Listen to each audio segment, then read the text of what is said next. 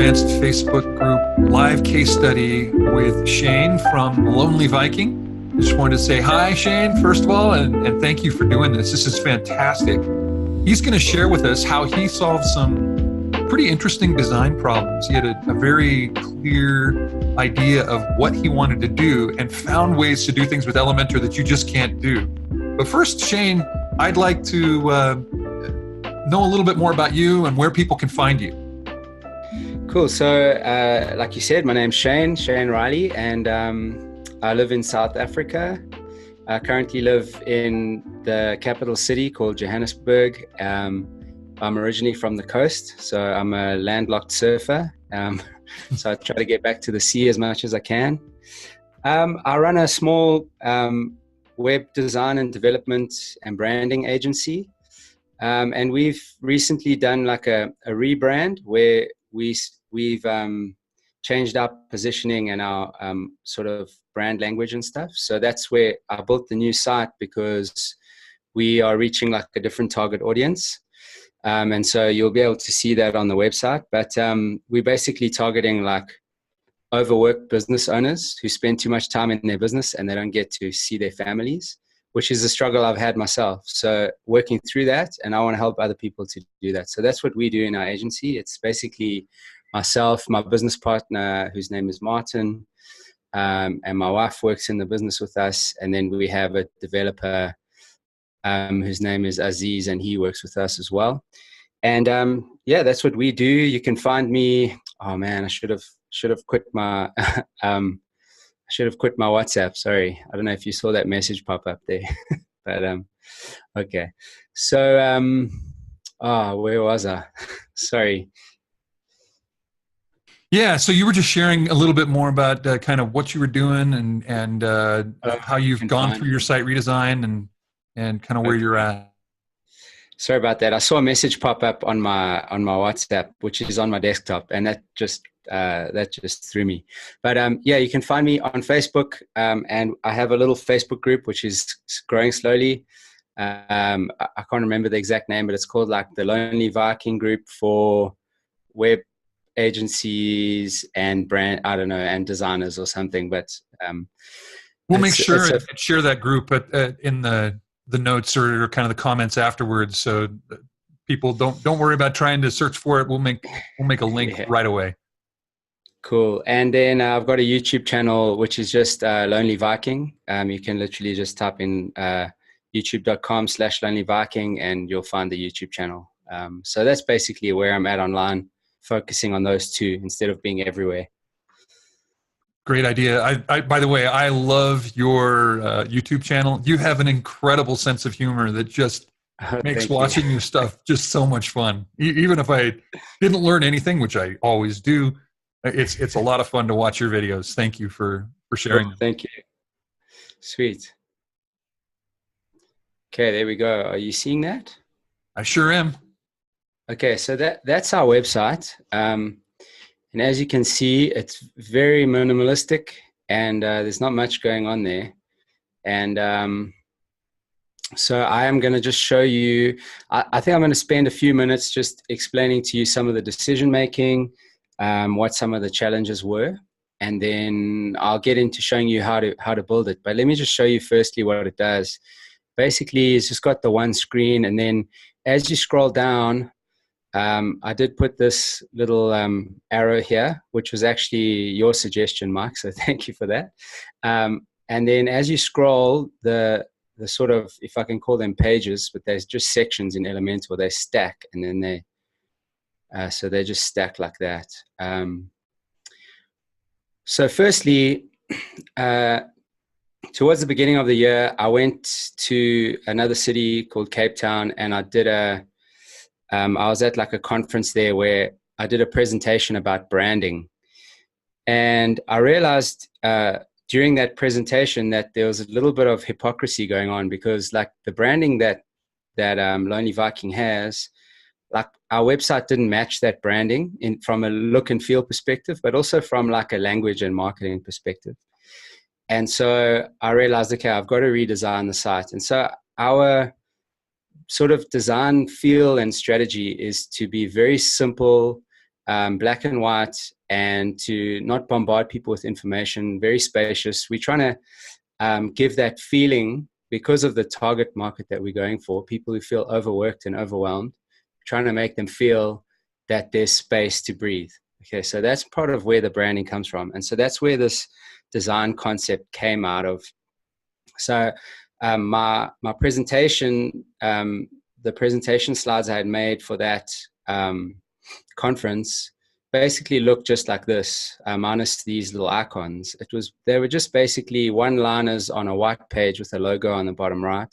Now, obviously, a website needs a few more elements than that. So I needed to do that, but try to keep everything minimal. And so what I did is I created this, and so I'm going to go through some of the limitations of this design. Obviously, people need to realize that they have to click these icons, and there's no way of them knowing because they're not a different color, they're not underlined, there's nothing saying click here. So that's a risk that we're taking. And so we're going to be tracking with some heat map software what people actually do, and then see if we should actually keep it like this. But from a do you mind if you share what heat map software are you using? Hotjar or something else? No, I'm using this one called it's called CUX, I think it's called. Interesting. Yeah, I can share it with you afterwards. It's cool because it has like a waterfall feature as well, which sort of follows the user, and you can see it tracks sort of their journey, which is pretty cool. But so basically here, you click this, it opens a modal, and it's got the text copy there, which you can go out of. And if you click that, it plays a video, which is just a video of me talking. So I'm not going to show that now. So that's all that's on the page. And then this menu is using an Elementor pop-up, which is the new pop-up feature. And so that pops out from the side. I like the little burger menu. I did another little different take on that, which I thought was fun. And then when you scroll 90% down the page, then a footer appears from the bottom, which is not happening now, but it basically slides up from the bottom. So there's the footer, and then it stays there until you click away. So some of the things that were a challenge was basically with the stacking feature, you're forced to make sure all of your content in each section fits inside the browser window. And now that's a challenge. It's a challenge, but it's also, for me, was a positive thing. So the one reason it's potentially a bad thing is because I can't control how high somebody's browser window is. So they could potentially not see all of the content. Like if you see there what happens if it doesn't fit in, and so I don't see, I potentially like lose that button or whatever. And so that was the one drawback, which again, we know that it exists, and we've just said, okay, well, unfortunately, that's something we'll deal with. If we lose visitors because of that, then we do. The good thing about it is it forces us to keep the content to a minimum, which goes with our design philosophy and our marketing and our branding. So there was a lot more info to put in some of these sections, and I had to reduce it. I was forced to because of the decision we made. Excuse me. And the other thing is the site is not actually finished. I had to get it done pretty quickly because I was going to Lee Jackson's event in the UK called Agency Transformation Live. And I had like nice business cards printed, which look exactly like this front page of the site.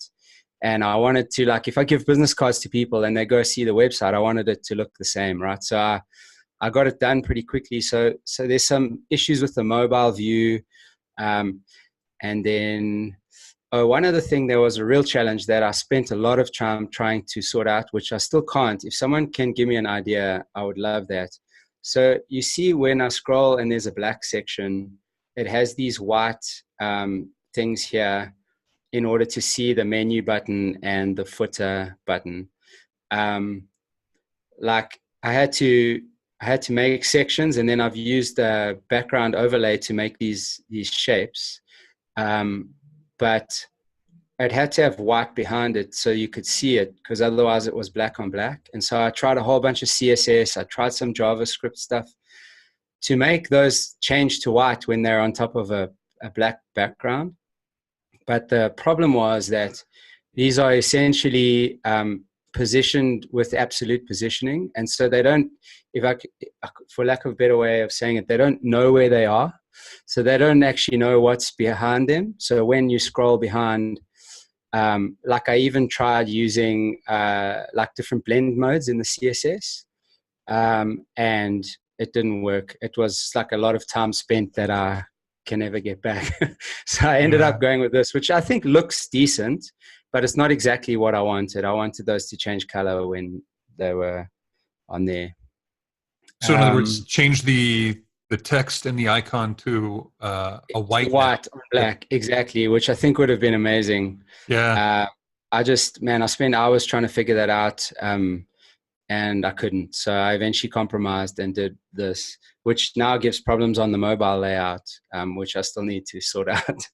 But yeah, so those are some of the challenges. And then working inside of Elementor with this was a bit of a challenge, because moving between sections, I'll actually show you when I show you how I did it, what that was. I'm getting a bit off track here, but the original idea I had was for these screens to have a little navigation, and for each section to slide in from the side and cover the next one.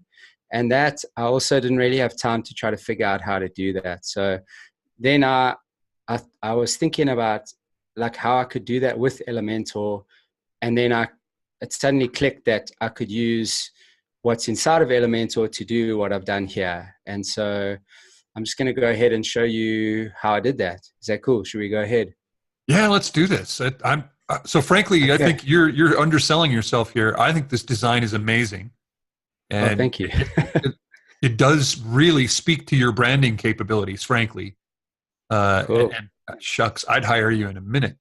That's cool. I think it's fantastic. Just the cleanliness and the clarity of what you're about and what you're doing here is fantastic. And being able to share what you were able to accomplish is fantastic. But at the same time, I think it's great for people to hear. It's great for me to hear, frankly, that what you're doing here is not actually what you intended with starting off, and that you found a way to make it work, at least sufficiently that you took it live. And now you're kind of iterating on that design as you progress. Am I right? Yeah. Yes, exactly.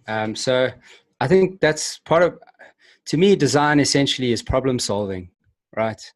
Like problem solving with a bit of flair, I guess. Yeah. You just iterating through different decisions, trying different things until eventually you get to something that solved the problem that you had to begin with. One last thing quickly, from an SEO point of view and like schema, I'm not so sure that the Elementor pop-out menu, because this is not technically a menu in terms of like the HTML markup or whatever, you know. That might have an impact on SEO, and I haven't really looked into that. But again, we're not doing that much SEO in terms of our marketing. We're focusing on content marketing, really. And so like I've sort of come to terms with that's probably not the best idea to use a pop-up as a menu, although I'm not 100% sure about that. But I just wanted to mention that in case people had thought about that or wondered about it. Cool. Okay, so let's dive in. So what I've done is I've created just a blank page here in Elementor, and I've got it set to the Elementor canvas, so it doesn't have a header. So what I'll do quickly is show you the header in the live site. I didn't want to use the live site to show you stuff just in case it had an impact there. So essentially, this is a menu built with Elementor's theme capabilities. And so there's just a section here, and then you can see if we go to style and background overlay, what I've done there is create essentially a background overlay, and then just use the angles here to set that up. And then the other color is transparent. So the effect that you get is essentially that effect over there. So that's what I've done for the menu. And then, so I just wanted to show you that because I don't have a menu in this sandbox site. So I'm going to show you how to make the stacking sections, but the menu is not going to be there. Great. Thanks for sharing that. So to clarify, you're using the themer template for a header, and then you just created what's the widget there on your menu widget is just is it an icon box? What are you using? Do you know? I think it is. It's just a button. A button. Okay. It's a button, yes, with an icon added to it, and that's a custom icon. And I used a plugin called Custom Icons for Elementor, and I do have a video on my YouTube channel that shows how to create your own icons and then how to bring them into Elementor. And then what's cool is, maybe I can just show you quickly, is that is actually available here right inside. I recognize the cherries from that video. yeah. So there are the cherries. So if you can just change them there, or what have you. Fantastic. That by the way, I think we've recommended it or seen it before on the video or on the Advanced Elementor group, but it's definitely one that I would recommend if you are a designer and have a need to bring in custom icons. It's a fantastic video. That's cool. Okay, so let's get going. I'm just going to create a new section over here with just one thing. And then, so the first thing that we're going to do is basically inside of here, we're going to say the height of the section must fit to screen, right? So that's what I did over there, which is why each section fits perfectly on the browser window, no matter what size it is. So that's the first thing, fit to screen. And then we're going to just give it a color. We'll just do different colors than I did previously so that we can see. And then let's just go and add some content.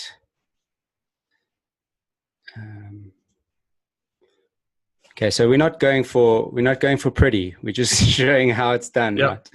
Okay, so that's our first section. Now, one thing I had to do a lot was use the navigator, because once you start changing the what we call the Z index, what you would call the Z index, once you start changing that, it becomes difficult to get to your different sections because they're behind and in front of one another. I did use the navigator quite a lot. And what's nice about that is you can rename these things. So you can just call them whatever, and then it keeps them all stacked nicely. And you can also snap that to the side if you've got a big wide monitor. It's really nice. Okay, so we've got that section, and then we're going to go to, make sure it's selected, go to advanced, and then choose motion effects, and then sticky, and we're going to say stick to the top. So whenever that section gets to the top, it's going to stay stuck to the top. And because it is the height of the entire browser window, it's going to cover the browser window at all times because it's from top to bottom. So then this was where it became difficult. You see, now I can't add a new section because this section now takes up the window and it's stuck to the top. So I have to do that and then create a section. So this was one of the challenges that I had that got a little frustrating. And so I'm going to do the same thing to this one. I'm going to make the height fit to screen, and then I'm going to give that a different color. So let's just go for like I know, that's cool. Yep. And then we're going to go back to this section. Actually, let's do this one first so we don't get stuck. So we're going to go to advanced again, motion effects, stick to the top. So you'll see now when you get to the top, that one sticks. The other one was moving with it though, because it's not stuck anymore. So I'd go to this one again and set that to top. And now when I scroll, okay, it's not animating for some reason. Oh, I see why. It's because I haven't set the index, the Z index yet. So I'm going to select that, which I'll just call section 2, which is essentially behind the first one because of the hierarchy. So then, and you can switch the sticky off on tablet and mobile, which is what I basically did have to do in some cases because the content was too long to fit on the screen. So the stacking still kind of worked, but it was a bit of a challenge. Okay, so we got those 2 sections. Now we can select that section, and then what we're going to do is go to advanced and set that index, and it just has to be only a little higher. Actually, maybe let's do 5. Let me update that.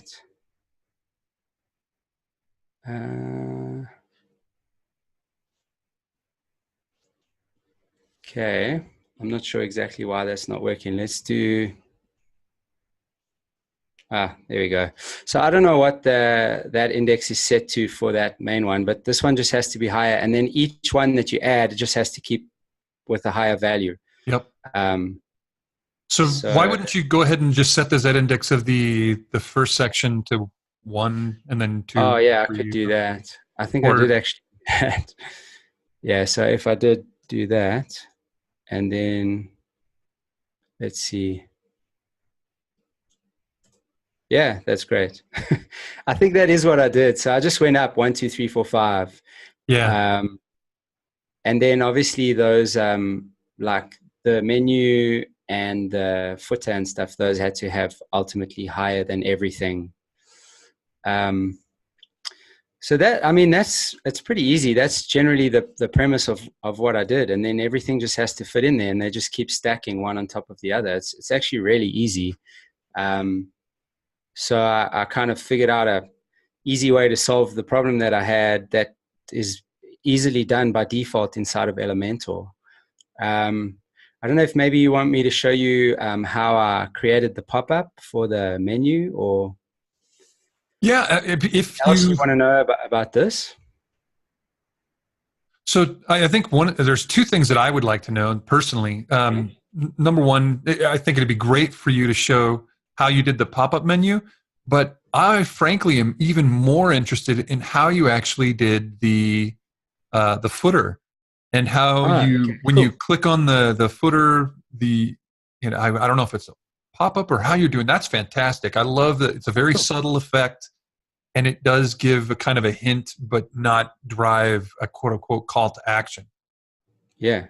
Okay, cool. Let's do that. That actually was relatively easy. So I'm just going to go to a new page.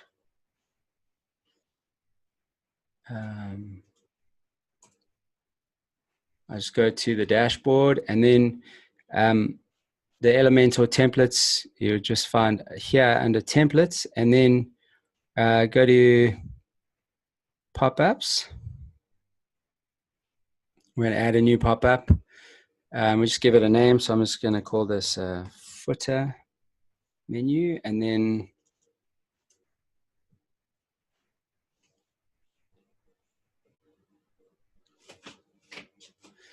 okay, so I'm just, for the sake of this and to make it a little quicker, we're just going to use a block. So let's choose here's a nice small one. So we insert that. I'm going to set that to full width, and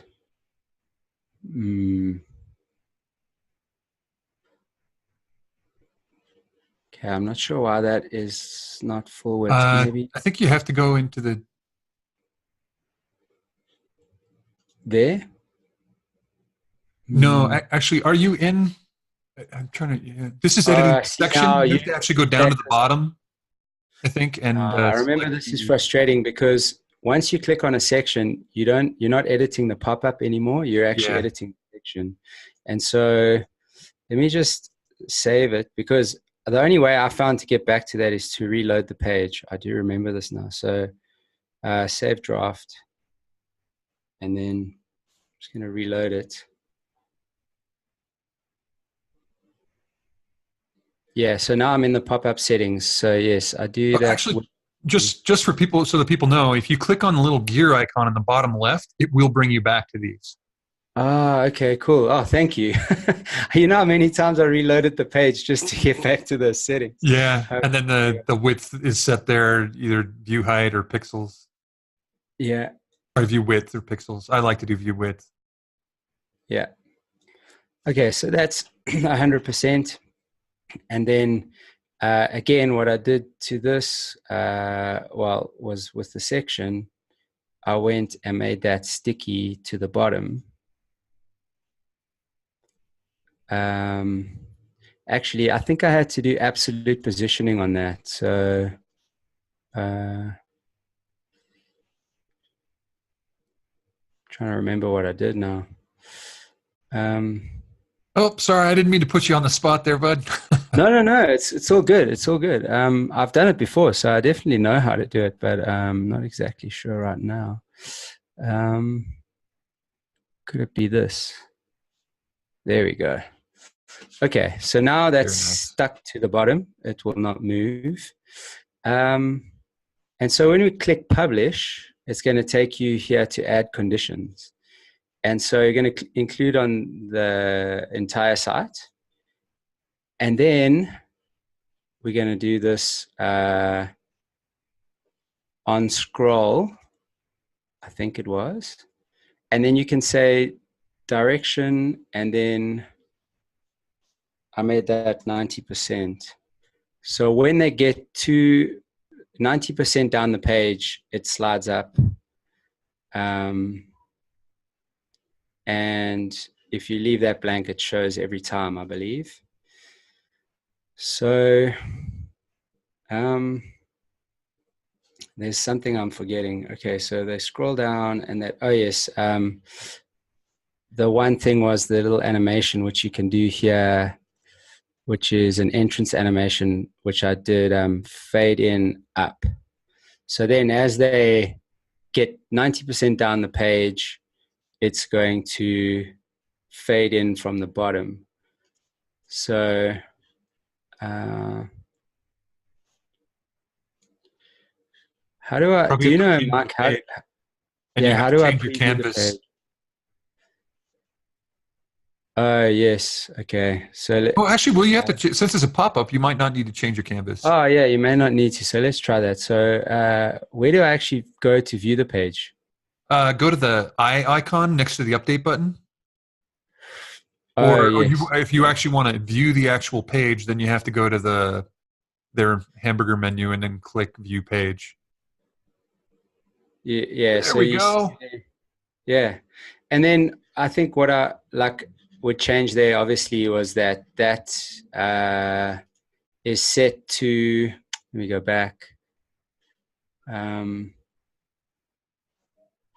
That is set to black that out, so you can change that. The overlay. Yeah. And then if we do that again, so as you scroll, when you get to the bottom, 90%, it's going to scroll up. And you probably want to change the background from being white to transparent. I was just going to say, change the background to whatever your section is behind there, and then you wouldn't see that. Yeah. That's basically how I did that.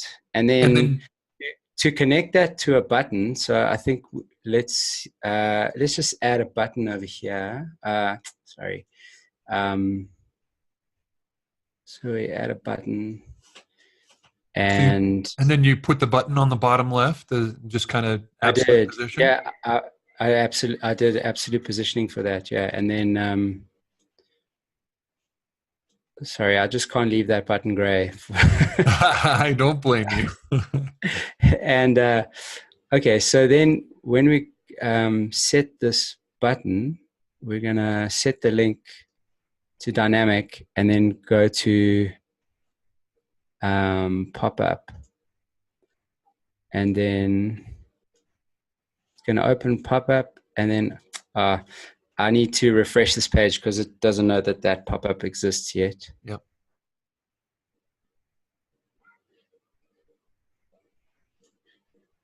So we're just going to go pop-up.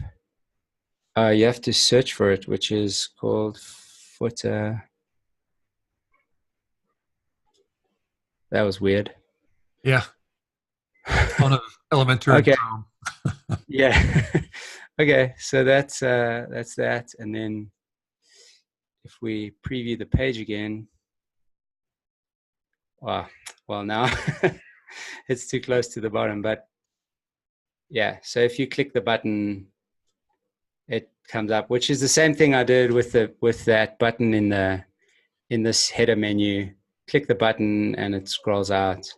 And the nice thing with the pop-ups is you can design it with all the Elementor elements and all the animations and all of that stuff. So it's pretty cool. So it looks like you did that for both of them, and obviously you basically put the Z index of the button at the very highest, just like the menu.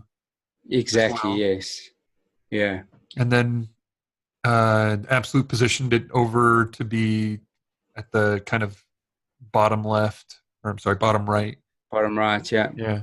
And then this little arrow, I did a very, I don't know if you can see it moving, but I did like a very subtle, Elementor released the sort of those animation effects, the scroll animations and all of that, where they showed with all those things in space, how when you scroll, it could do like parallax effects. Oh, the parallax. Yeah. So it's very subtle because like one of the dangers from a design point of view of those new features is that people can just go crazy because it's cool and they so it's very subtle, but you can see it moves with the mouse scroll. Yeah, so it gives it just a little bit of a hint that, hey, you can go down. Yeah, I'd like that. Exactly. I'm not used to it was very subtle, sufficiently. Yeah. Cool. And so, yeah, those, I mean, I could probably show you with that button how that works. It's not the best thing to use it on, but let's see if it works. So go to advanced and then motion effects, mouse effect, and